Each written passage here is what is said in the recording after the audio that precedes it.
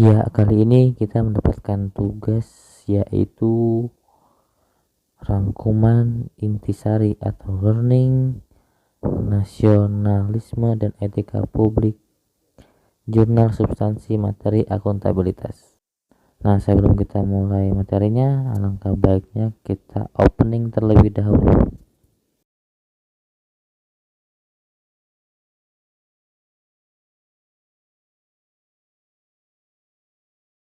Perkenalkan, nama saya Wawan Irianto, unit kerja Kantor Pertanahan Kota Sorong dengan NIP 199301272020121007 dengan jabatan petugas ukur. Jadi materi pertama tentang akuntabilitas. Jadi materi yang pertama adalah pengertian akuntabilitas. Dalam banyak hal, kata akuntabilitas sering disamakan dengan responsibilitas atau tanggung jawab. Namun, pada dasarnya, kedua konsep tersebut memiliki arti yang berbeda. Responsibilitas adalah kewajiban untuk bertanggung jawab, sedangkan akuntabilitas adalah bentuk kewajiban bertanggung jawab seorang pimpinan, pejabat atau pelaksana atau suatu organisasi kepada pihak yang memiliki hak atau kewenangan untuk meminta keterangan terkait kinerja atau tindakan dalam menjalankan misi dan tujuan organisasi dalam bentuk laporan yang telah ditetapkan secara periodik. Yang kedua adalah fungsi akuntabilitas. Akuntabilitas publik memiliki 3 fungsi utama. Yang pertama, untuk menyediakan kontrol demokrasi dan organisasi. Yang kedua, untuk mencegah korupsi dan penyalahgunaan kekuasaan atau yang disebut peran operasional. Ketiga, untuk meningkatkan efisiensi dan efektivitas atau dalam menguasai peran untuk memenuhi terwujudnya organisasi sektor publik yang akuntabel, maka mekanisme harus mengandung 3 dimensi. Yang pertama, integritas, kejujuran dan hukum. Yang kedua, akuntabilitas proses. Yang ketiga, akuntabilitas program dan akuntabilitas kreatif. Dalam menciptakan lingkungan kerja yang akuntabel, ada beberapa aspek yang harus diperhatikan, yaitu kepemimpinan, transparansi, integritas, tanggung jawab atau responsibilitas, keadilan, kepercayaan, keseimbangan, kejelasan, dan konsistensi. Nah, bagaimanakah langkah-langkah mencari ASN yang akuntabel? PNS yang akuntabel adalah PNS yang mampu menjadi pilihan yang tepat, tidak menjadi konflik kepentingan, tidak terlibat dalam proses praktis, melayani warga secara adil dan konsisten dalam melakukan tugas dan fungsinya. ASN sebagai profesi berlandaskan pada prinsip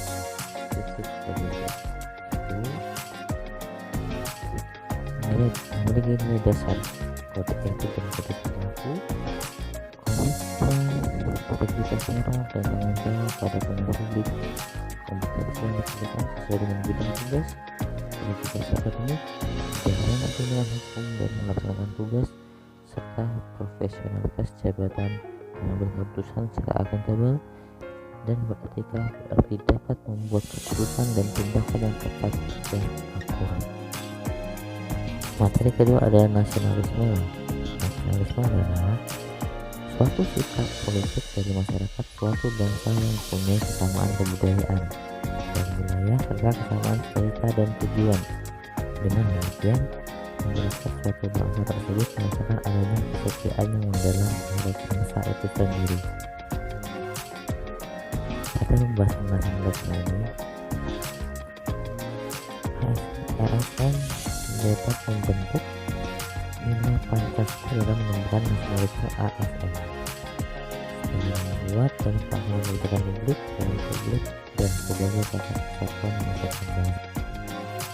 ASN yang mampu mengaktualisasikan nilai-nilai nasionalisme dalam menjalankan profesinya sebagai pelayan publik, maka ASN tersebut berfungsi sebagai satu, pemersatu bangsa dan mendahulukan kepentingan bangsa dan negara di atas kepentingan lainnya.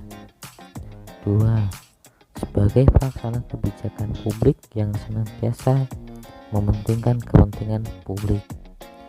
Yang ketiga, profesional dan melayani dengan berintegritas. ASN yang memahami dan memiliki kesadaran mengimplementasikan nilai-nilai Pancasila dalam pelaksanaan tugasnya. Sila pertama, ketuhanan yang Maha Esa. Hasil yang dicapai adalah bisa membedakan baik dan buruk. Yang kedua, bisa membedakan halal dan haram. Yang ketiga, bisa membedakan mana hak dan mana yang batil. Sedangkan wujud nyata dalam kehidupan sehari-hari yaitu jujur dengan nilai integritas, hormat pada hak orang lain, hormat pada aturan dan hukum masyarakat, memiliki etika sebagai prinsip dasar dalam kehidupan sehari-hari, tidak korupsi dan tidak tingkah laku koruptif lainnya, sabar, berjiwa besar, dan selalu berprasangka baik. Sila yang kedua, kemanusiaan yang adil dan beradab. Hasil yang dicapai adalah berlaku adil serta menghormati hak asasi orang lain. Wujud nyata dalam perilaku sehari-hari adalah toleran, tidak zalim, sopan santun, saling tolong-menolong. Sila yang ketiga yaitu persatuan Indonesia. Hasil yang dicapai berupa siap sedia membela negara, siap sedia membela kehormatan bangsa, serta siap sedia menjaga kesatuan dan persatuan bangsa. Dalam kehidupan sehari-hari yaitu rukun dan damai, menjaga keutuhan bangsa, serta menjunjung tinggi kehormatan bangsa dan negara. Dan sila keempat, kerakyatan yang dipimpin oleh hikmat kebijaksanaan dalam permusyawaratan perwakilan. Hasil yang dicapai pada sila keempat itu tidak mau menang sendiri, tidak ngotot, tidak menghalalkan segala cara agar bisa menang, tidak berbuat yang merugikan orang lain atau kelompok lain. Wujud dalam perilaku sehari-hari itu mau mendengar orang lain, siap menang tapi tidak siap kalah, koruptif, selalu sesuai aturan main atau mematuhi undang-undang yang berlaku, bertanggung jawab, Sila yang kelima yaitu keadilan sosial bagi seluruh rakyat Indonesia. Hasil yang dicapai adalah tidak mementingkan diri sendiri, kelompok atau golongan, memperhatikan nasib orang lain, selalu gotong royong, dan memegang teguh, ringan sama dijinjing, berat sama dipikul. Wujud nyata dalam kehidupan sehari-hari menjadi tidak serakah, selalu tepat waktu, mau bekerja keras, saling membantu, suka menabung, dan juga suka berinvestasi. Pada materi berikutnya yaitu etika publik. Pengertian etika. Etika bisa dipahami sebagai refleksi atas baik, buruk, benar atau salah yang harus dilakukan atau bagaimana melakukannya yang benar atau benar. Sedangkan moral mengacu pada kewajiban untuk melakukan yang baik atau apa yang seharusnya dilakukan. Berbicara masalah etika, pasti berbicara masalah kode etik. Apakah pengertian kode etik itu? Kode etik adalah aturan-aturan yang mengatur tingkah laku dalam suatu kelompok khusus. Sudut pandangnya hanya ditunjukkan pada hal-hal prinsip dalam bentuk ketentuan-ketentuan tertulis.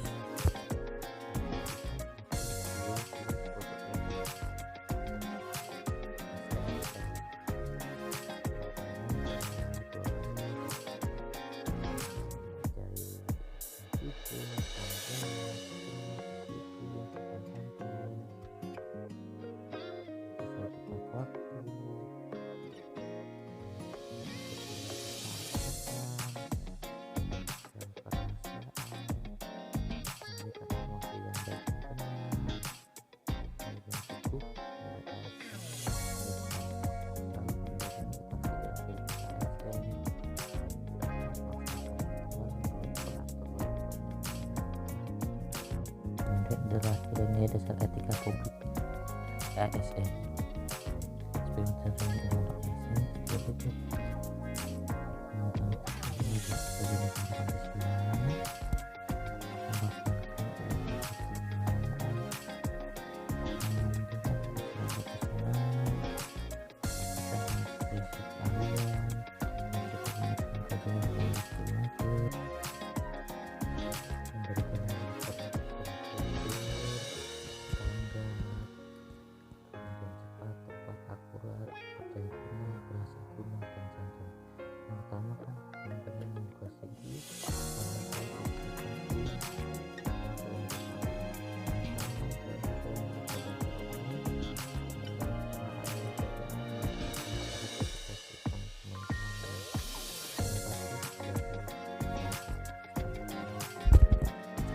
definisi etika publik merupakan refleksi tentang standar norma yang menentukan baik buruk dan salah perilaku tindak dan keputusan untuk mengarahkan kebijakan publik dalam rangka menjalankan tanggung jawab pelayanan publik.